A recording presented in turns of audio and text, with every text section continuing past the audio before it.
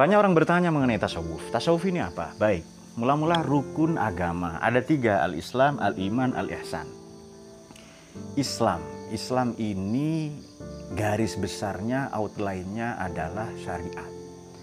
Disiplin ilmu untuk menunjang, memahami, melaksanakan, menunaikan itu disebut fikih, disebut jurisprudensi Islam. Para pakarnya, tokohnya disebut faqih, para yuris. Jadi ilmu-ilmu penunjang seperti usul fiqh, qawaidul fiqhiyah, thariqatul istinbat, thariqatul manhajul istidlal, jilalatul alfaz ala ma'aniha, ini semua dibutuhkan untuk kita memahami syariat yang dibawa oleh dia, Kanjeng Nabi, juga para nabi, para rasul terdahulu sebagai musyarri, sebagai legislator. Apa sih tujuan belajar syariat? Li islahiz zawahir, memperbaiki aspek lahiriah kita, aspek eksternal yang tanpa itu secara lahiriah kita tidak baik. Kita tidak akan menjadi manusia yang baik, menjadi hamba yang baik. 2, rukun agama adalah al-iman. Iman. Outline-nya, garis besarnya adalah akidah, disiplin ilmunya adalah tauhid, teologi. Para pakarnya disebut, para perumusnya, para teoritisinya disebut teolog atau mutakallimun. Itu garis besarnya adalah akidah. Apa tujuannya belajar akidah? Li islahil bawatin, memperbaiki aspek batiniah kita. Maka sholat, zakat, puasa, haji, syahadat, dan amaliyah-amaliyah yang lain tidak lengkap kalau hanya mengandalkan ibadah zahir. Harus juga dilengkapi dengan ibadah batin, yakni ketundukan kita, tazallul wal iftikhar. Tunduk, merasa rendah, merasa hina dina di hadapan Tuhan, tidak menyembah, dan apalagi, na'udzubillah, mempertuhankan ibadah. Misalnya, saya khusyuk kalau sholat di Masjidil Haram. Jangan-jangan kita nyembah masjid. Saya khusyuk, saya serius ibadah kalau Ramadan. Jangan-jangan kita menyembah waktu. Kok ruang dan waktu yang disembah? Kenapa bukan Tuhan? Ibadah itu sarana, orientasinya Tuhan. Memang wajib kita menunaikan semua perintah itu, sholat, zakat, puasa, haji, syahadat, juga ibadah-ibadah non murni, ghairu mahdhah. Baik itu dilaksanakan dan memang demikian dicontohkan Nabi, tapi jangan lupa tujuan dari segala tujuan adalah Allah Subhanahu wa taala. Terakhir rukun agama adalah al-ihsan. Garis besarnya, outline-nya dari ihsan ini adalah adab. Bentuk lahiriah, bentuk eksteriornya adalah akhlak. Dalam disiplin ilmu disebut ilmu tasawuf, kadang juga disebut ilmu akhlak. Apa tujuannya mempelajari tasawuf?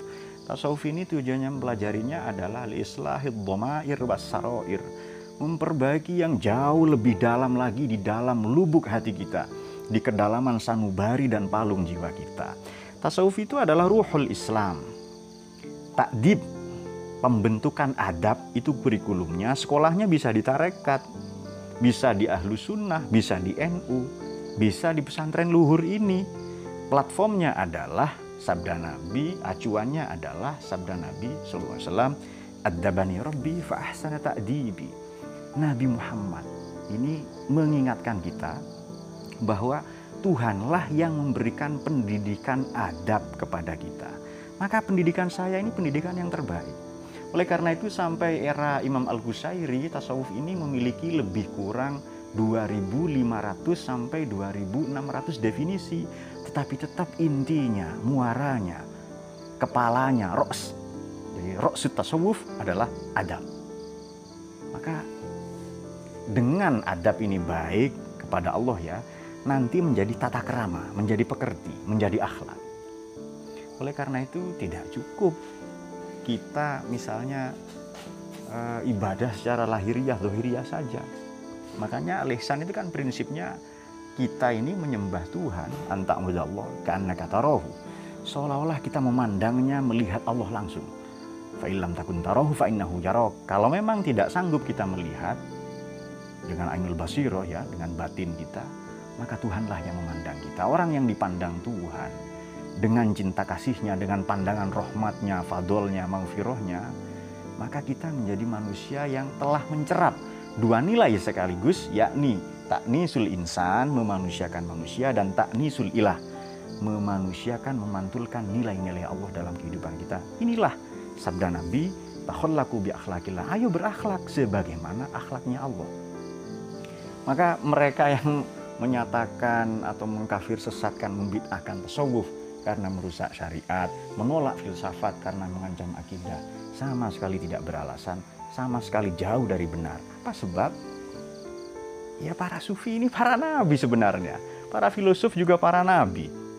Maka sama sekali tidak beralasan mereka yang mengkafir sesatkan, membid'ah syirikan, tasawuf, filsafat ya. Sementara berpikir adalah sesuatu yang inherent dalam diri kita. Sementara bercinta kasih itu sesuatu yang ada dalam diri kita. Sehingga kalau kita kembali ke prinsip kalimat tauhid, la ilaha illallah, sederhananya adalah la ilaha. Bagi para faqih, bagi para yuris, bagi para ahli hukum Islam, la ilaha dimaknai la ma'budah, tidak ada yang pantas disembah oleh kita umat manusia dan seluruh alam raya illallah.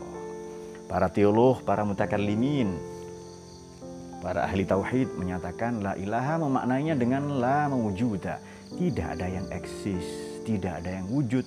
Wujud selain Allah ini palsu. Yang asli hanya Allah saja. Oke. Kemudian para filosof memaknai la ilaha sebagai la ma'qula. Tidak ada yang lebih rasional. Tidak ada yang lebih pantas dipikirkan menjadi fokus orientasi pemikiran kita illallah, kecuali Allah.